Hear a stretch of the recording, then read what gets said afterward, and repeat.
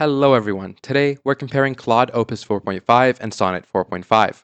Which one should you choose? Let's break it down. First up, performance. Opus 4.5 is the heavyweight champion. It beats Sonnet on almost every test, especially for coding. On the main coding test called SWE Bench, Opus scores over 80% while Sonnet gets around 76. Opus also has fewer steps to solve problems. It thinks deeper and handles complex tasks better. But here's the thing, for everyday work, Sonnet still does an amazing job. One developer switched from Opus back to Sonnet mid-project and kept working at the same speed. So, Opus is stronger, but Sonnet is no slouch.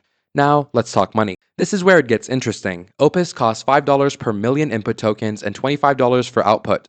Sonnet is cheap at $3 per input and $15 per output. That's about 40% less expensive. For high volume work, Sonnet saves you real money, but Opus has a trick up its sleeve. It actually uses fewer tokens to complete the same job, up to 65% fewer in some cases, so the real cost difference is smaller than it looks. When should you pick each one? Use Opus for tough jobs, complex coding projects, building AI agents that run for hours, deep research, multi-step planning, anything where you need the absolute best results. Use Sonnet for daily work, quick coding tasks, content creation, document summaries, chatbots, basically the more normal stuff. Many teams use both. Sonnet handles the routine work and Opus takes care of the hard problems. Bottom line, Opus 4.5 is the smarter, more capable model, but Sonnet 4.5 gives you 90 to 95% of that power at a much lower price.